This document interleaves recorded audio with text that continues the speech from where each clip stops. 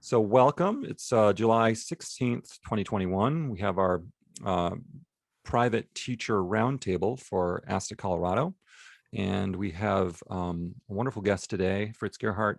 He's going to talk about his interest in Sevcik and how it can help us just become better violinists, better string players. So without further ado, I'm going to hand it off to him and meet myself. Fritz, the floor is yours. Okay. All right. Thanks. So,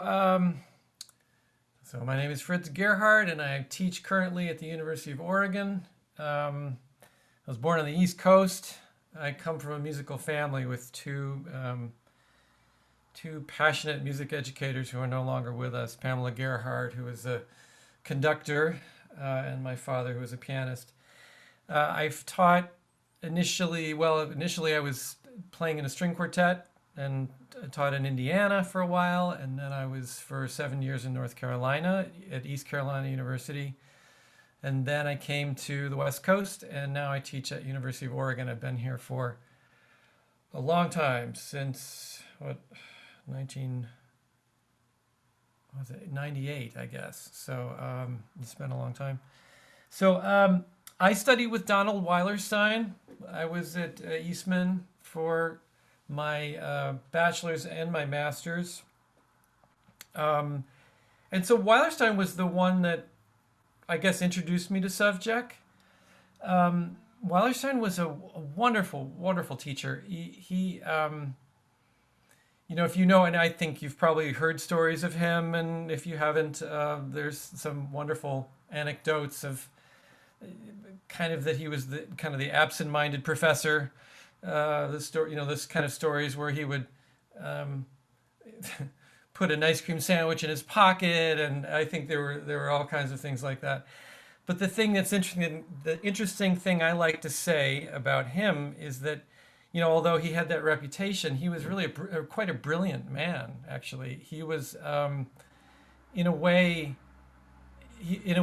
kind of strikingly so. He had some gifts that were amazing.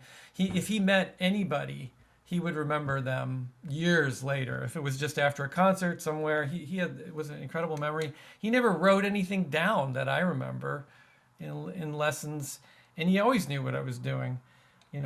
Subsequently as a teacher, I have all my students. I have notes, and I'm constantly referring to every lesson to try to remember what I'm doing. But he never wrote anything down. So I guess I say that as a way of describing. I was young, of course, and I don't know if I understood the pedagogy, but what I got from him doing this subject, mostly subject opus 8, and that's one of the ones I'll talk about that first. So that's shifting. And so what I remember him talking about support, and but I guess when we're studying, sometimes we don't really get it until later. And so I guess I don't know how much of what I do now is his. I'm sure I was certainly influenced by him, but I think this is something I've kind of developed over the years of doing it. I see myself as being a little bit of a reverse engineer teacher. So I've been doing this long enough so that I kind of see what works, and then that's how my pedagogy has developed, I think, in my own teaching. So I've come up with this kind of foundational study, and that's what the ASTA article was about. So the ASTA article highlighted two kind of books that I use, both subject books, Subject Opus 8 for shifting, Opus 9 for double stops. And so these two together, I've been doing them for quite a while now, and I really feel like they give the student just a really strong background. And these are things that take a while. I usually take a couple of years to go through these books. Most of the students I come across in my studio in Oregon, they haven't ever done subject before. It's not that common on the high school level, although not completely so. So, all right, I'll launch into it. So we'll start just talking about shifting.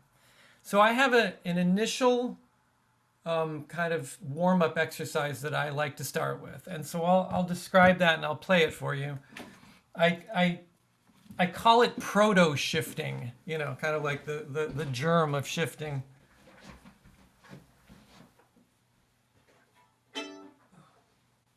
So here's an exercise and just a pattern that.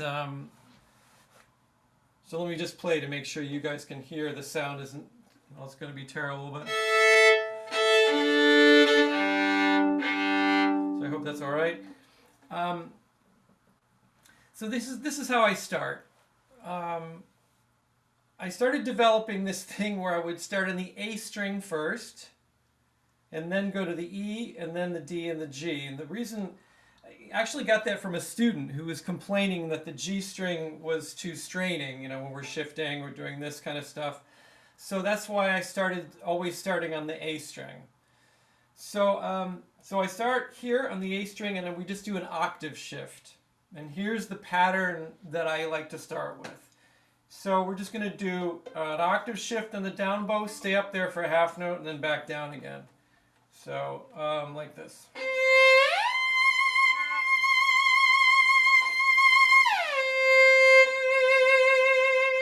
So that's the pattern. And what I like to do is I have the student kind of repeat that endlessly as I'm kind of coaching them. We start with some basic ideas which I like to promote. One of them is swinging the elbow. So we're starting back, and I like to I advocate, even coming back, even exaggerating that, pulling the elbow back, because what that does to the left hand is it flattens the fingers. And so I think that has to do with vibrato and getting a really good sound on vibrato. So I like to exaggerate this. I don't think it hurts anything, and I think it actually helps releasing this shoulder, if we can swing back and forth.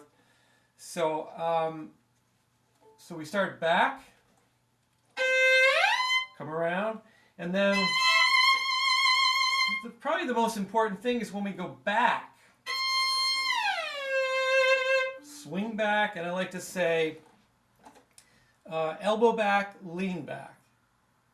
So, because one of the things you'll discover is you get this sometimes, they'll pull the elbow back and they'll lean over. So, the idea, lengthening the shoulders, back, collarbone out. So those are some of the physical left side elements that I'm doing. Some of the other ideas are always a beautiful glissando. So I like to advocate this idea that there's this beautiful connection, this beautiful sound throughout the shift, that you're not trying to get a whistle or any kind of a scratch. Some teachers like to talk about, releasing, starting on the string, releasing the weight, and then coming back into the string, which is perfectly fine. I'm just going at it from a slightly different angle. In my experience, that usually isn't the problem. It can be, and if you see that you're getting a student who's squeezing too much, then that's something you can address. But what I think is maybe most important is I want the bow to be unaffected by what the left hand is doing. So this is beautiful, it's connected, it's smooth, it's always singing. And when you think about that, you're changing the string level, you're changing the string length as you're going up in the shift. To be able to maintain a beautiful sound through that is kind of a fundamental technical study. So I think I want a beautiful sound. I want to hear the glissando. And the other thing, when you first work on this with a student, I've had students. So I like to start with saying that accuracy is not the first priority. The first priority is the beautifully connected sound in the right side, the sliding, the relaxed, some of the body posture issues that you want to talk about. But the accuracy is not important. As a matter of fact, what I like to say in the beginning, if you have a student who's really scared, just do it, what I call pitchless. It doesn't matter what they hit when they get up there, but not to react. That's another kind of important concept, is when you play a wrong note, or something that you don't like, not to react physically. So I like to say, observe. You're in this observer mode where you're watching what's happening, but you're not reacting to it. So you get this. The body is passive, and it doesn't get tense when we do something that we don't like. So that's a big part of it. I had a student who was tense, and this was a good way of loosening them up by giving them permission to play any pitch. But whatever pitch they arrive at after a beautiful slide, then they stay there and then go back down again. So what I'm talking about today is of course advanced. Some of these concepts you can use them on different levels, but these are students. I'm already talking about a student who can shift, who can vibrate. I mean, I advocate vibrating through this exercise. Okay, so we're going to start there. That's our kind of introduction. And I might do that for a few weeks, and that would be kind of the warm-up. I still use it as just a warm-up for students. We can start there. Like I said, I want to see a good swinging of the elbow. If you have a student who has really long arms, sometimes you need to do a tenth because they won't. Some person with really long arms and long fingers can do that without moving at all, really. But you can go even further.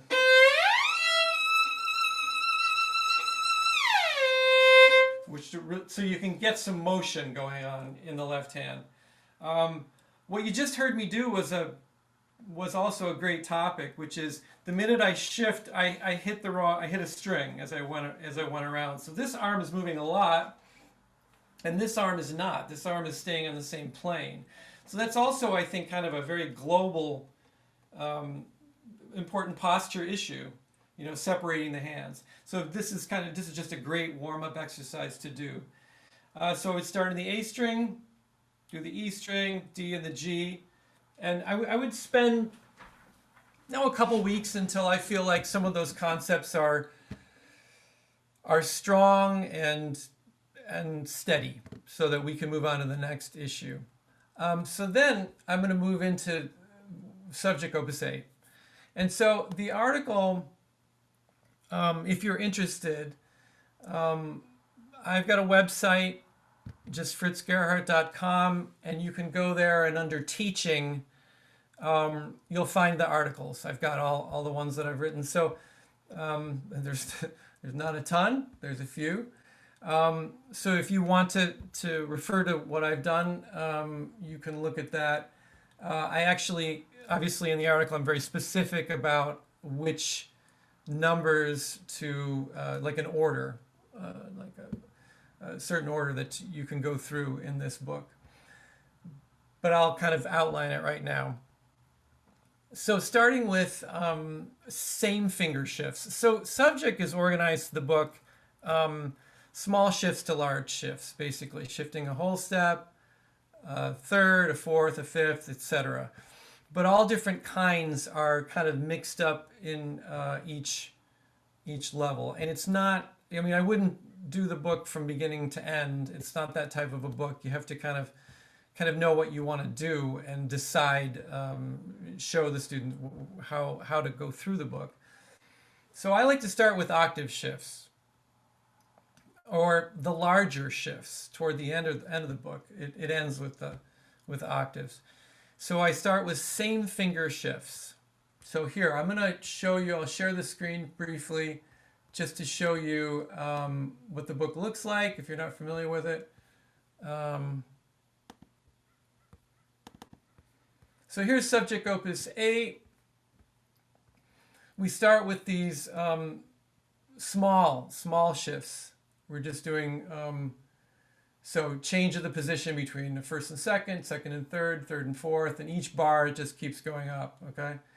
So we have just a whole step, different patterns, and then a third, and then all kinds of different patterns, et cetera, et cetera. And so I'm going to skip ahead and I'll show you where I start with this book, usually number 48.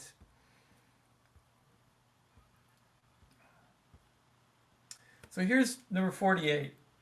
And so I'll show you how I instruct the student to practice this. So as I mentioned, we'll start on the A string. So to just locate where we are here, here's where the A string starts.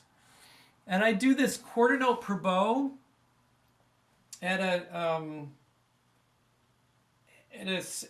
moderate tempo, a tempo that's easy to sustain. So it's not too slow and it's not too fast. So somewhere in the middle.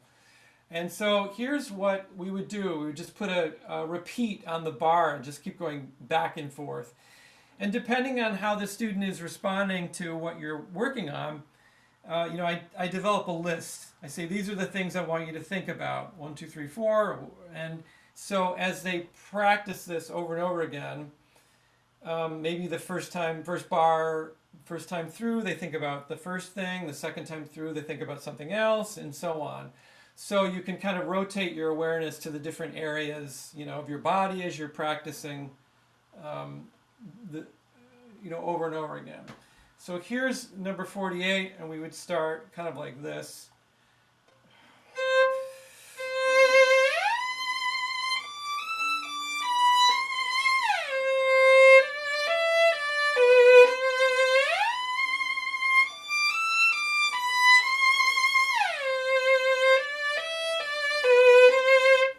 Things I'm doing right now, it's a little bit kind of like a little bit yoga.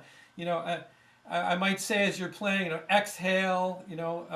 So that's a big part of it. Breathe. As you're playing. I'm always yelling that. Take a breath, breathe, and that helps the shoulders go down. I'm trying not to react. If I don't like any of it, I don't want to react with tension in the body. So I kind of just repeat gently over and over again until I feel like I've got a couple good ones. I mean, obviously, eventually you can talk about accuracy, but in the beginning, I'm really talking about the smoothness, the posture issues, and then we can gently move toward this accuracy. And I say that seriously, gently, because if you start from the point where you're just thinking of accuracy, then you get this, it's like, it becomes target shooting, and that's not what I'm going for. It's this target shooting, like there's the spot, I have to go to that spot. It's more like the shift is, sorry, I'll come back to just regular screen a sec here. The shift is, I can feel it, I can feel the distance, and I can also hear it. So as I'm coming up to that spot, I know when to stop. And it's not just this this tiny little thing that I'm trying to land on. So it's more about the smoothness of the motion, the ear part of that. So here we are in Sevcik Opus 8. We start with that pattern. I like to start with same finger shifts. And now I'll show you possibly where to go. So I'll show you a couple examples of that and then where we would go next. So here's another very similar example to the one I just demonstrated. So this is, we're using third finger this time. So this one could be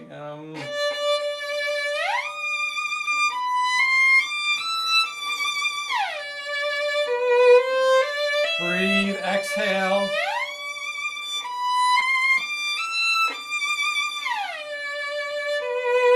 etc. Okay, I would move through that. So in these first examples, I'm shifting an octave on one bow. So the bow change is not an issue.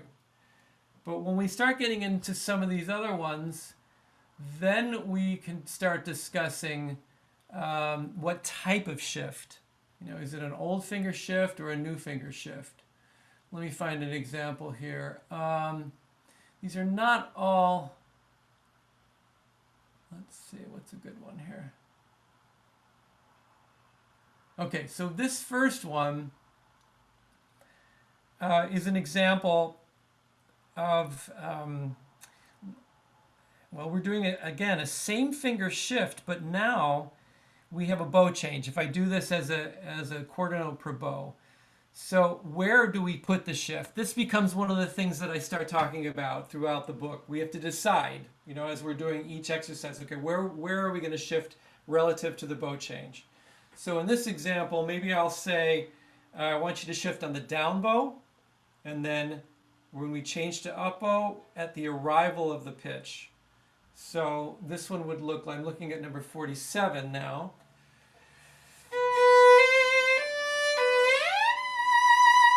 So I'm going to shift on the down bow gently and arrive perfectly timed to the up bow. So metrically, I'm not going to slow down. So sometimes I'll put the metronome on. You want the bow speed to remain constant, never changing. And then we get used to this timing. This becomes kind of the next issue. So that time I kind of caught the shift on the up bow. And so this I think that's a huge thing. This awareness of what's happening with the shift in the bow. Where is that change? And to be able to manipulate that. So you have old finger, new finger. I'll give you an example of a new finger shift. I mean, you know all these, but just in terms of subject here. Here's 151. These are more difficult. I'm just giving you some ideas here, but this one, I might suggest a new, you can do both on this. You can do an old finger shift or a new finger shift. Some people refer to them as classical shifts and romantic shifts. So here might be a new finger shift. I'm going to put the fourth finger down early and slide in on the up bow.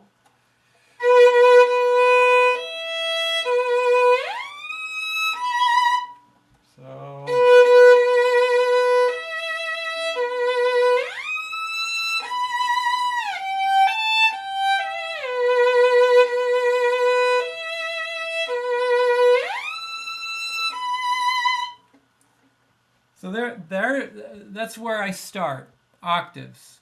And then from there, I like to utilize the larger shifts first, because I actually think those are slightly easier. When we get to the smaller shifts, it's harder to let go and to move with the elbow, move the whole arm.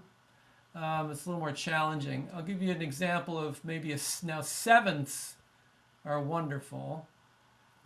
Here's one, number 40. Sevenths are fantastic for the ear. So there's so many little benefits that you can get from these. So here you go. So sevenths. Here's an example from 40. I'll use the A string. So here's an example of an old finger shift. And I'm going to gently shift and change right at the arrival of the note.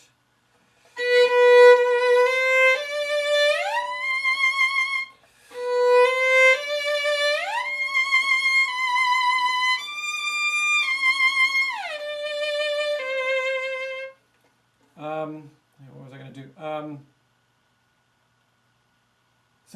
Okay. I had something I was going to say. I lost it. So here we are with sevenths. You know, this huge. You know, if students who have trouble, of course, they can play it lower on the instrument to hear the pitch before they're comfortable, and then they start to practice this over and over again with that very relaxed approach. And then from there, I keep going smaller and smaller. And so in the article, if you want to look, I actually have each category kind of separated with the numbers of the exercises in the order that I do them. And I don't always do it exactly the same, but but depending on the student and what they're good at, like if a student is not good at sevenths and they have a terrible time with that, I might skip that one and do it later. Okay. So at the very end, I'll just skip ahead to what would happen at the very end. These are the very beginning are the ones I think are the most difficult. So for example, number 5, we're just shifting just a whole step. And what I want to try to do is I want to try to let go of the thumb and I want to slide, even though it's a tiny, tiny distance. And I want to try to do it with my arm.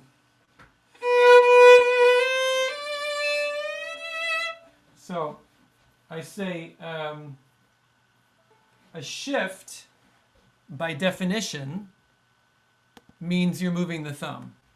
So that's another important kind of concept that I'm getting across right away, is that's the definition of a shift, if I move the thumb. And then anything other than that is either what I like to call, so you have an extension, of course, or I like to say pivot. So that's that middle category where you're shifting or you're reaching first and then shifting. So that's a pivot. So that's kind of in the middle.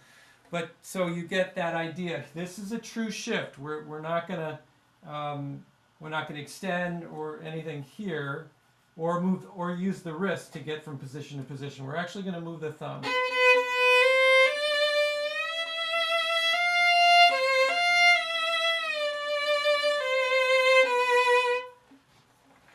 Yeah, now remember what I was going to say, which is the quality of the shift.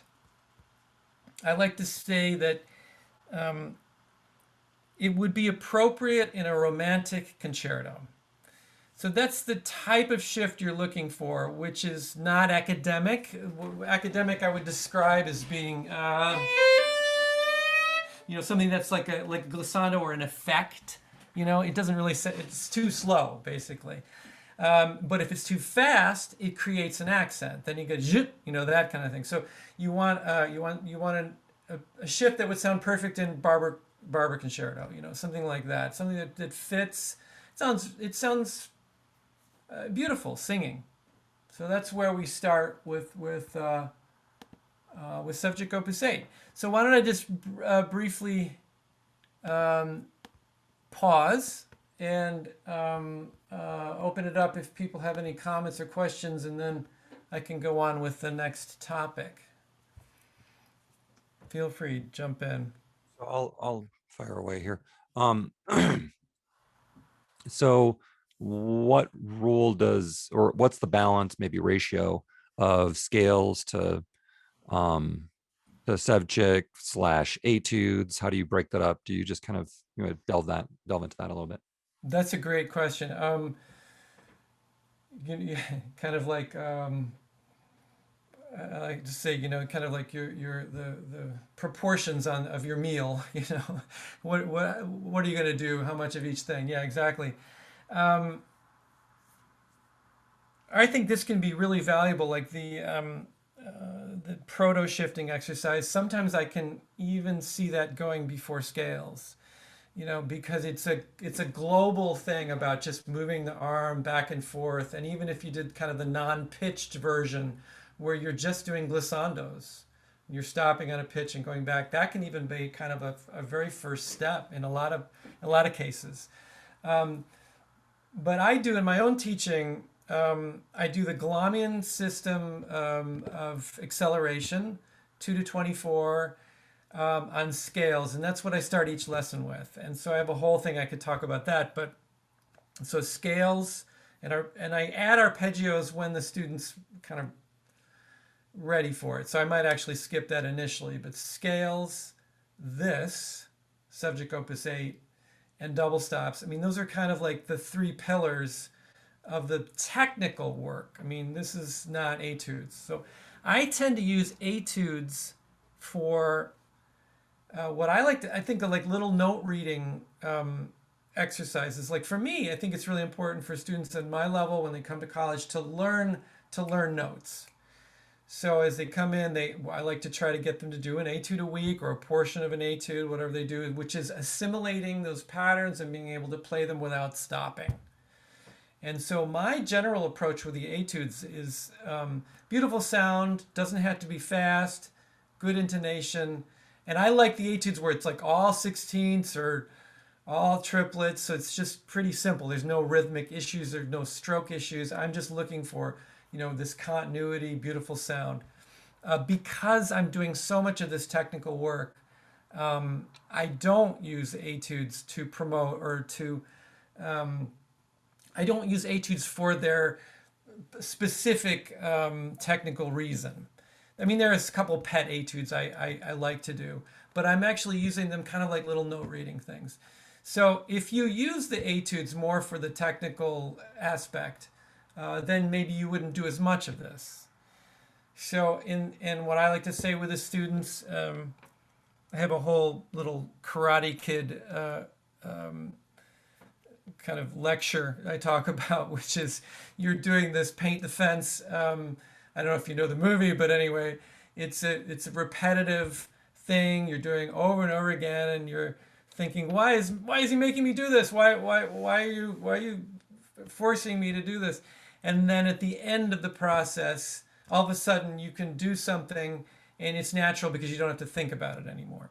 So I have to coach the students into trusting me in that way, because this is a long-term process. What I just showed you, I would do one of those per week, or maybe not, maybe even one, depending on what happens. Maybe if I feel like they could use another week on it, we just spend another week. I like to tell them maybe 10 to 15 minutes a day on that one thing. So I'm looking for a little chunk, maybe 10 or 15 of this, 10 or 15 of the subject opus 9, trying to do this like a half hour of serious kind of repetitive but relaxed global work every day. And then maybe 15 minutes, I'm just breaking it down in an hour. Let's say you did 15 minutes of an etude, some kind of note reading thing. And then I like to say, then you can get your second session, you can come back in and work on your pieces. So maybe you're doing one session per day of, kind of more technically oriented work, and then you come back and then you can do your pieces. But if you're doing your work well and they're learning how to learn well, like I said about etudes, learning how to crunch notes, then when they come to the piece, it's not such an incredibly difficult process. Then they can assimilate those notes and those patterns, and they know how to solve the problems as they're getting to each one. So anyway, it's a long-winded explanation, but I hope that gave you an idea of proportion. Yeah, it does. And I think, no, that really fills in kind of the picture there. And it also is more transferable to other instruments too, Mhm. in terms of, if Carol or Nancy is, working with a student, and I think that idea of, well, how much, should we do of this? How does this fit in? Mhm. Are we going to fall down this black hole of doing Mhm. Sevcik? And I really like the idea of the Karate Kid thing, right? Mhm. All of a sudden now you can do all the karate moves. We have to Um, make some of it very natural and subconscious. but it's I a mean, I good would physical also warm up, Yeah, I would also say that you could cut down on that by just doing one of them. So maybe you have one, you have them do a scale, but then you have one of these things, 10 minutes a day. So I like to say, let's do it. Let's do it every day. Let's be consistent about it. But it doesn't have to be a ton, but some good, thoughtful, relaxed work that we do. So I think you could appropriately fit it into whatever your goals were as a teacher, proportionally. I had a quick question, Fritz. What you talked a little bit about vibrato, Mhm. and so what is your approach with having students do vibrato with these exercises? Do you talk about vibrato as a part of it, Mhm. the Yes, shifting? I definitely. I like to. Yeah, I advocate vibrato on most everything, except the double stops, which I'll show you. That's a different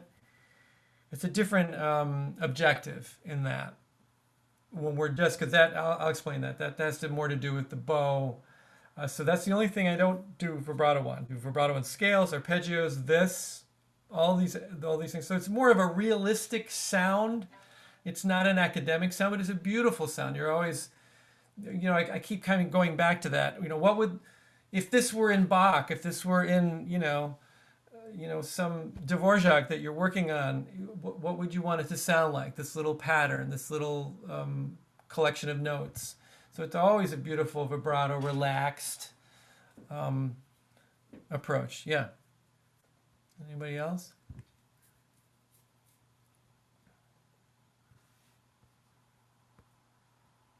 Okay. So I can launch into the next thing. So that's Sevcik Opus 8.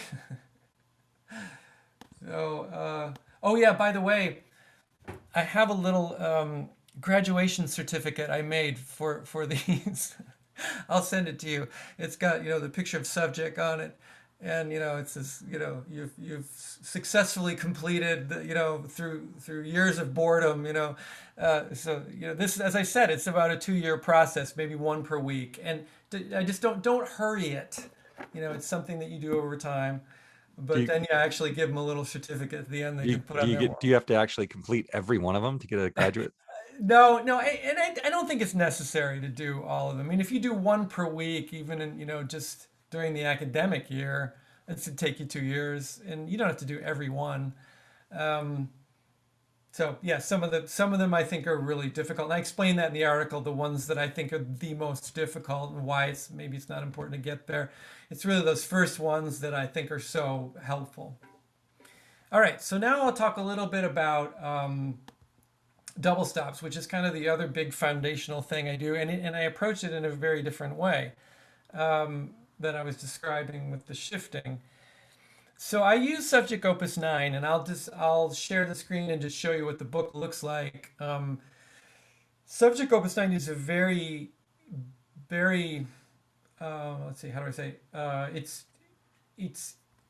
It's the least advanced in a way. It's very, it starts with early ideas. So like playing one note, and then together. It's some very simple, so it might look almost too easy in some ways for some students, but the way that I do it is very exacting.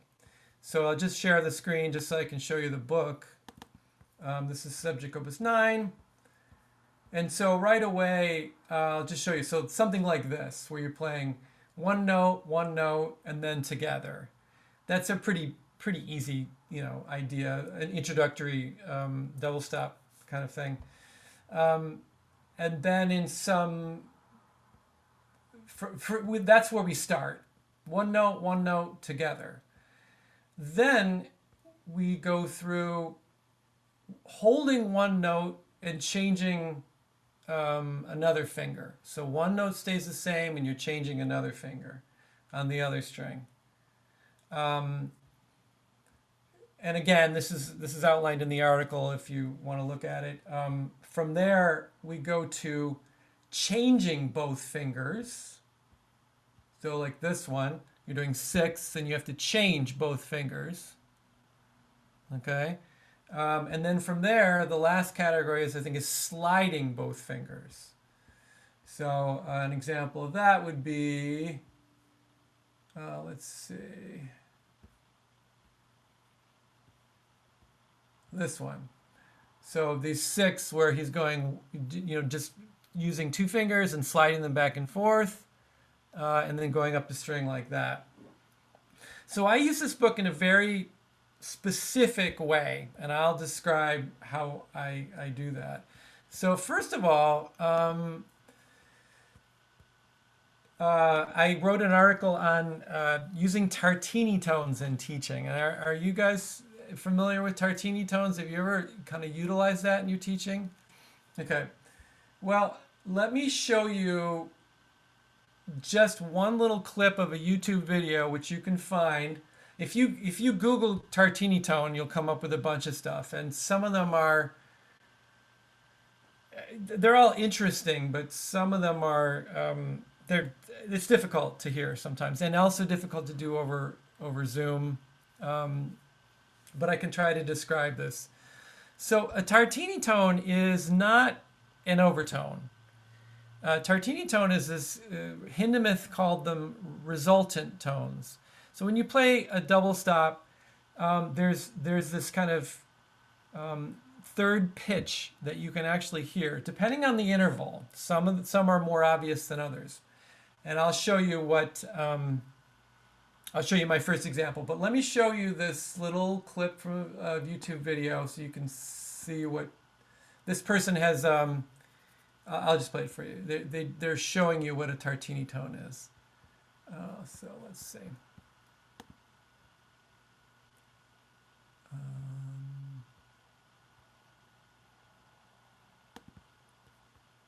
Sorry, hang on just a sec. I need to. Sorry, let me come out of that.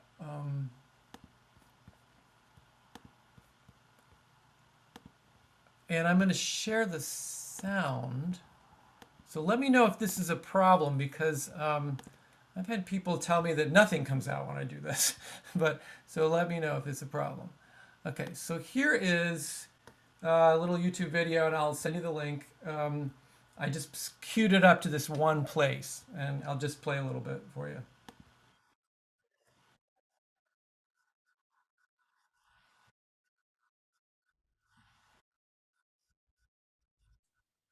I'm not hearing anything, Fritz. So you're not hearing anything? I'm just not hearing her talk even. I can play. I can hear her. You can? So it's an odd thing. I've found that some people it doesn't work. So let me try it with just without sharing the sound, and let's see if that works. Okay. Otherwise, I'll just describe it to you.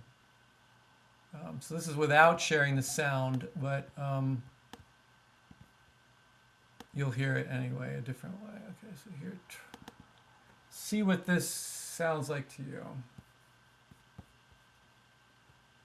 Tone that you should be hearing so that you can compare it to what you think you hear. First of all, I'll play just the 1000, and then I'll play the 1500, and then I'll play them together so that you have an opportunity to hear the difference tone. And then I'll play the note that you should be hearing, and then I'll give you another chance to find it and to hear it. So I will play first the 1000.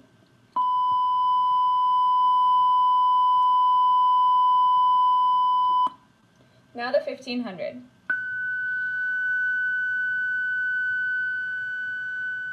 Now I'll play them together.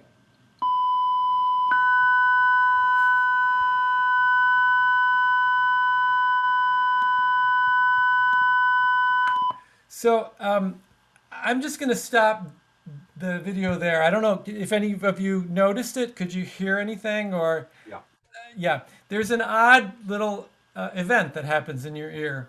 And you can watch the video, and again, it's kind of difficult to do this online. If you're in the room with somebody, you can do it. I'll show you what my initial example is on violin. And I think this is really a great example because it's really obvious if you play it on the violin and you're in the room. So if you play C on the A string and A on the E string, and you use this one, so here it is.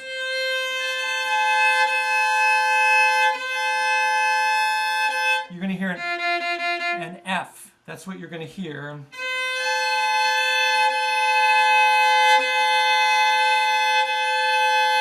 Now, this is my example to the students, is I take the C and I slide up to the C sharp and listen to what happens. So.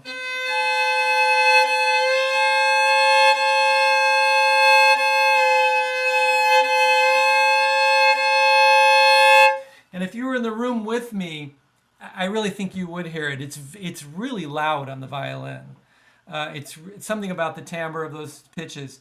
So sixths are really the most difficult and the most interesting, actually. Sixths is in terms of intonation. Where do you put those sixths? There's a really wide kind of choice that you can make as to how to shape those sixths.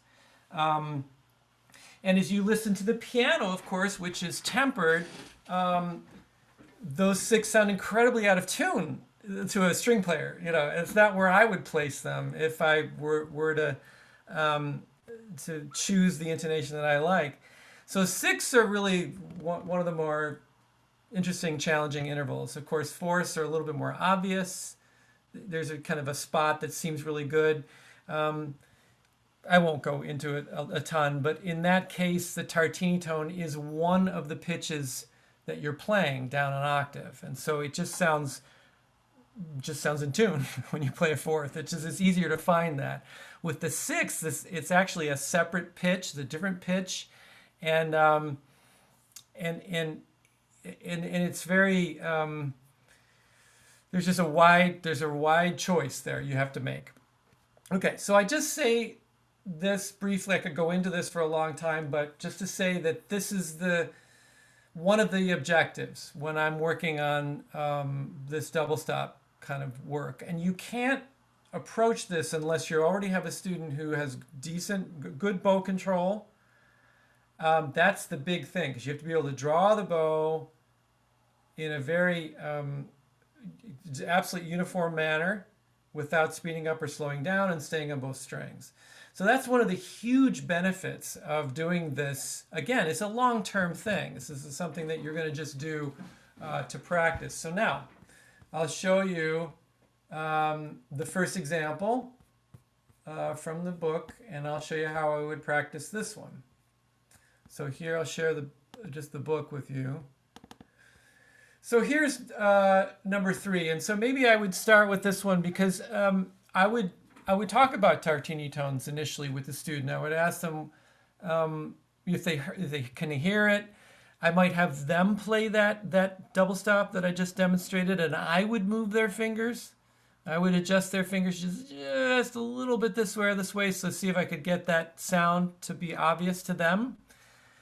And I don't think it's that important that they understand what it is. It's actually kind of fascinating if you're interested, the physics, but it's not important. It's more about just experiencing it. And also sometimes I say, it's a noise. It's, if you can get it to the point where you can hear it as a pitch, that's great. But sometimes you can hear it as just, I encourage students that it's a resonance, or there's a spot where it feels good. So you're helping them to find out what good intonation is. That's the first thing. So here, I'll just take it. I'm going to start on the G string for this one. I don't think it matters so much here. So I'll start at the beginning of this one. And so I'm just going to pick an easy bow speed, not too slow, not too fast, something that's easy to sustain. So maybe something like this.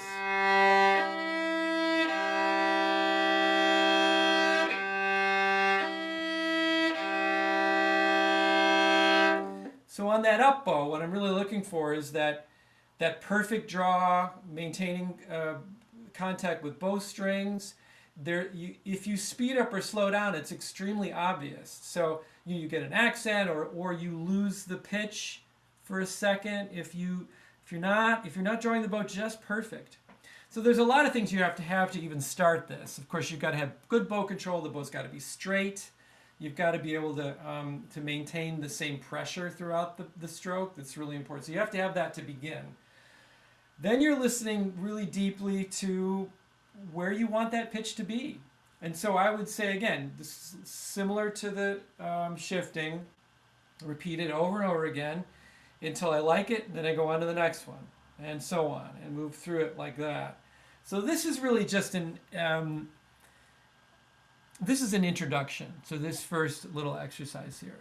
Then I would move into the first category where we hold one pitch and we move another pitch, move this on the other string. So this one I might play like this.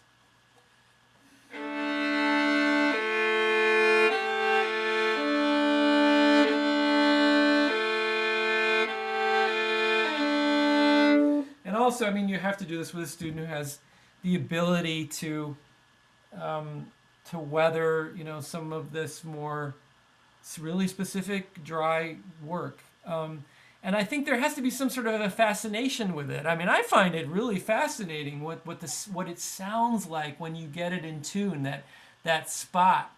And so if you can interest them in that, if you can get them really excited about that, at least, again, 10 minutes a day, if you can get a little bit, or in this case, in these exercises, sometimes they can say just do one string pair. That's it. And then the next day, come do the next one. And spend, kind of time really exploring it. And I use that word a lot. Just explore it. Listen deeply and see what you can find. I will use one more example to show you. Let's see. Let me show you some of the things that we get into here. So here's an interesting example. So I'm going to start with this one, number 24. I just want to show you, this is where intonation gets very, well, you can look at it different ways. You can say exciting, or you could say it's the endless, infinite, pursuit. Okay, but this is the kind of thing we get into. Whether or not we're playing with this pure intonation with my thirds, and then where do I put that fourth? So in this case, I'll use this as an example. So here's one.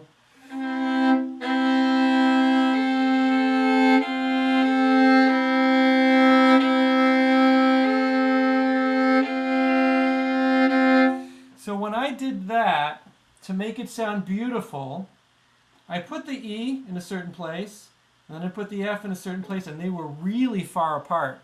They weren't very close. That's not as close as I would play. If I played a scale, I might play with a slightly different intonation.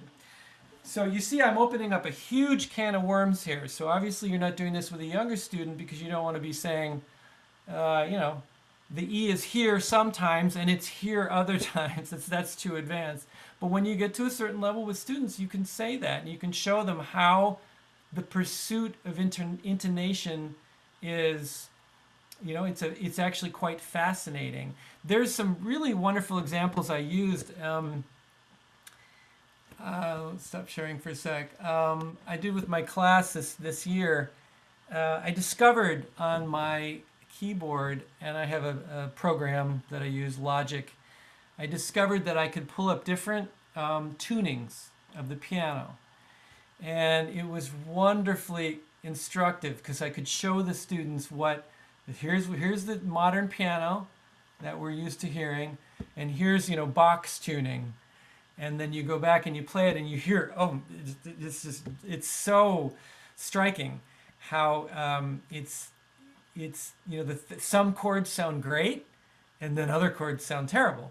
So you really start to understand that tempered is a real it's a system. It's a way of playing in tune. And I don't think actually as string players, as you get to be professional level, we use our own, kind of pure system when we play. Intonation is a really wonderful, wonderful thing to explore. And figuring out where you want those thirds and where you want those fourths, because this kind of study is going to lead into Bach. Then when you play your solo Bach, you're going to have much better chance at being able to control the bow, to be able to hear the intonation, and then also what intonation are you going to choose, because it becomes kind of interesting in Bach. We have to decide, well, which note are we going to favor? Are we going to favor this note and then just this note? So that's one of the very basic things that you do with this early exercise is you also show the student that they can hold one pitch and then they can adjust the other pitch to match. And that is a huge, huge bit of skill there, because orally it's huge because you're actually listening to this pitch, keeping it stable with the bow, because if the bow is not good, the pitch isn't going to be stable. So keeping one pitch stable and adjusting the other note. And you could do it backwards. You could flip it. You could have them say, okay, now I want you to to use this one as your stable pitch and match this one. So that's the Tartini tone work. You start to actually understand how, and be able to hear that. So if you can hear it, and then physically, if you can do it, keep this note stable, move this finger, or keep this note stable, move this finger. It's a huge bit of growth there. So this is long-term stuff, and it's high-level, exciting stuff. I find it absolutely fascinating, and it leads into that high-level intonation and understanding, at least, the infinite nature of intonation. Ultimately, we do it intuitively. Ultimately, I think we make decisions about intonation because that's where it sounds good, or that's what we enjoy. But getting there to that point of being able to even make choices about which, well, where do you want this to be, is a high level pursuit. So, okay, let me stop there and see if anybody, I guess I'm getting to the end. So see if anybody wants to comment about that stuff.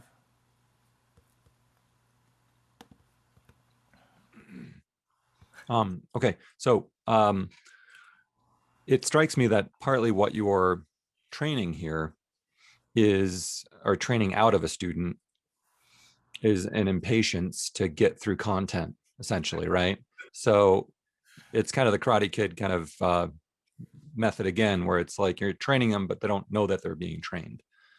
So if you can develop that patience, both with Tartini, both with Sevcik, that pays big dividends in terms of their hearing how they're practicing, and then efficiency, really.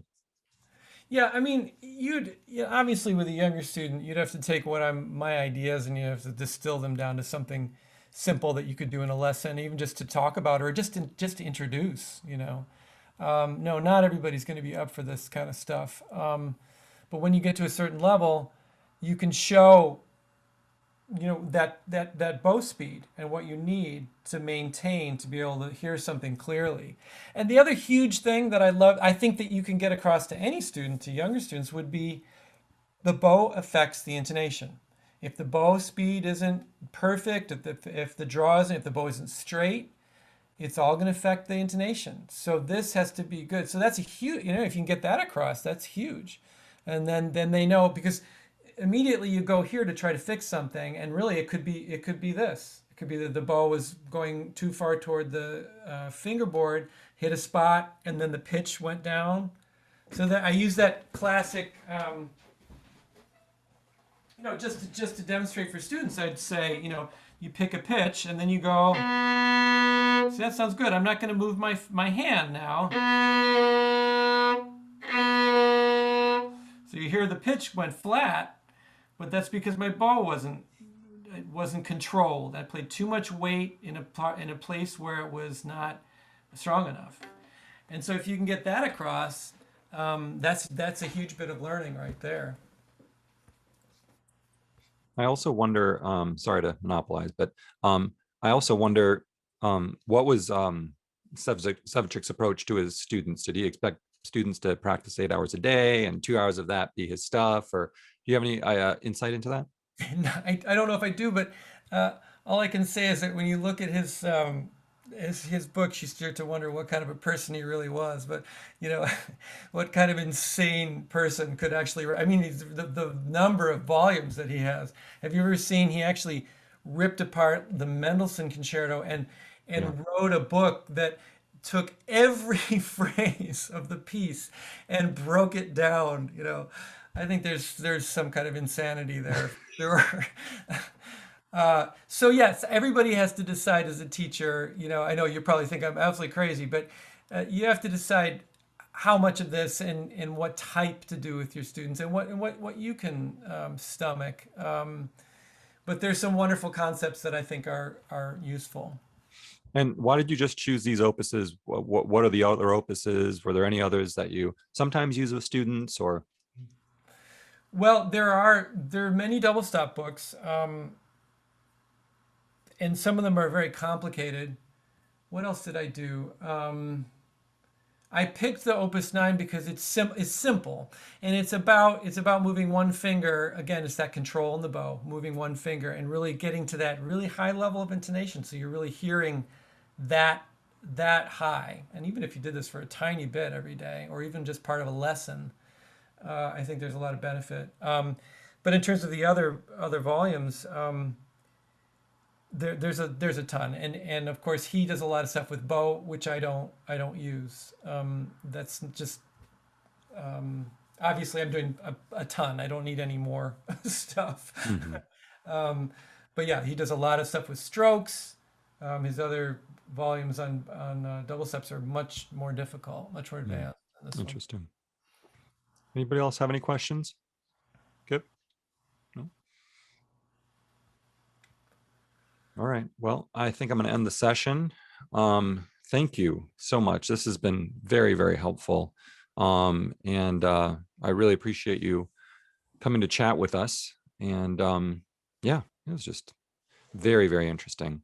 Everybody, if we could unmute, give them a round of applause. I don't know how else to do it. You could do the emoji thing, but Thank you. real Thank you. This sound. was really helpful. Thank you so Thank much. you. Well, I hope it's useful. I'm sure I'm a little bit crazy, but you Not at all. gotta Aren't we all? have a little bit of that, right? Yeah. We do be. That's one of the things I say to my students. You have to have a little fascination with this to get good at it. Yeah. Because otherwise, you can't spend enough time on it. You have to be Yeah. fascinated with it.